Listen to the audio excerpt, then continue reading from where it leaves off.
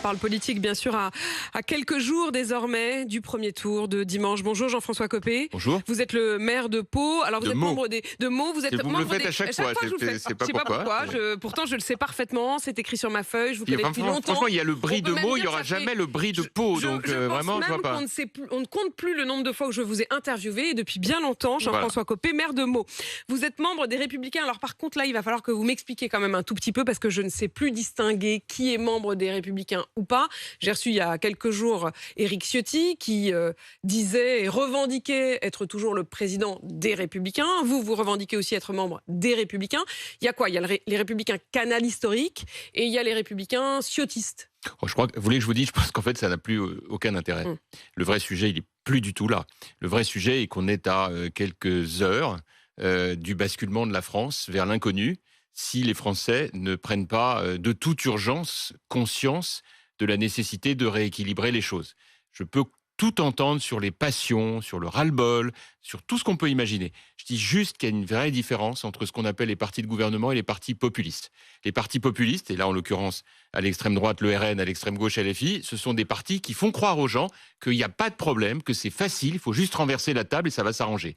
Et puis il y a les partis de gouvernement, ils sont pas parfaits, mais ils essaient d'expliquer depuis des années que les sujets ils sont difficiles, que les décisions elles sont lentes à prendre, mais que c'est le prix de la liberté, de la démocratie et de la carte vitale. Parce que la France, c'est le pays des libertés et c'est le pays de la carte vitale. Et moi, je peux entendre qu'il y a beaucoup de problèmes en France. Mais je demande aussi qu'on entende que dans les autres pays du monde, ça va beaucoup plus mal. Et que c'est peut-être lié au travail qui est fait par des partis de centre-droit ou de centre-gauche. Après, on a un sujet, et ça, ce sera la mission des partis de gouvernement d'y réfléchir demain, c'est le régalien, le rétablissement de l'ordre. C'est le grand échec de Macron. Et c'est là-dessus que, quoi qu'il arrive, il faudra reprendre les choses en main. L'ordre dans la rue, l'ordre à l'école, l'ordre aux frontières, l'ordre dans les comptes publics. C'est ça l'échec de Macron. Sauf que ça, c'est effectivement le slogan du RN.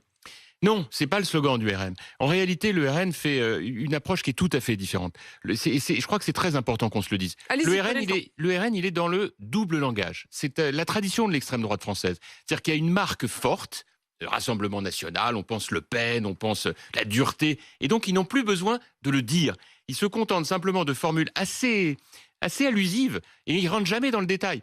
Moi, je suis sidéré de voir que Bardella, par exemple, censé être le prochain Premier ministre s'ils ont la majorité absolue, ne dit jamais comment il va régler le problème numéro 1 de l'insécurité qui est le trafic de drogue. C'est le problème numéro 1. Je peux vous le dire en tant que maire de Meaux, c'est le sujet. Si on règle ce problème qui est gravissime, à la fois sur la consommation, les trafics, l'argent qui circule de partout, si on règle ça, ça change beaucoup de choses. Et une large étude hier a démontré que les Français n'ont jamais autant consommé de drogue. Mais cette étude est hyper préoccupante. Et c'est pas simplement le cannabis qui est hélas banalisé. C'est désormais la cocaïne. C'est la cocaïne. Et donc derrière tout ça, c'est une politique complète à remettre en place. Ce que jamais Bardella ni ses amis n'ont évoqué. Vous, c'est-à-dire vous, les LR canal historique, la droite, j'allais dire la droite de gouvernement. Voilà, j'allais vous dire, je préfère droite de gouvernement. La droite de tout gouvernement. ça va être refondu.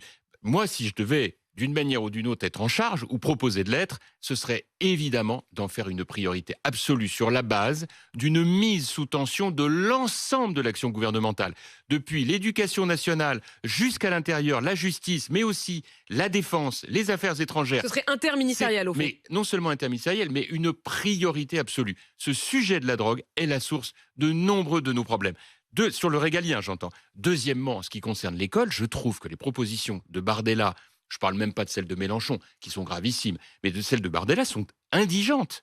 Enfin, vous pensez qu'on va régler les problèmes à l'école en rétablissant le vouvoiement, l'uniforme et en excluant les élèves récalcitrants? Mais écoutez, moi je peux vous dire en tant que maire que les problèmes à l'école sont considérables, mais que les solutions, elles sont là aussi. Parce qu'on oublie tout le travail qui est fait dans les établissements. Encore une fois, parlons solutions. Les solutions, c'est qu'il faut absolument imaginer de repenser complètement l'autonomie des établissements. Il faut que le chef de l'établissement, et notamment le collège, ce soit vraiment le patron de son établissement, sur le terrain, avec une hiérarchie. Forme de responsabilité. Mais bien sûr, et d'évaluation. Qu'on repense la formation des professeurs, parce que les temps ont changé, qu'aujourd'hui, ils ont des élèves qui sont plus les mêmes qu'il y a 30 ans. On n'en est même pas là. On n'arrive pas à recruter des profs. On est obligé de baisser considérablement le niveau de recrutement. Mais vous avez raison. Mais pourquoi? Tout simplement parce qu'on n'a jamais posé la question de qu'est-ce qu'on attend d'un professeur de la République aujourd'hui. Personne n'ouvre ce débat. On parle salaire, de temps en temps, pour dire quelle horreur, ils sont moins payés qu'en Allemagne, ce qui est vrai.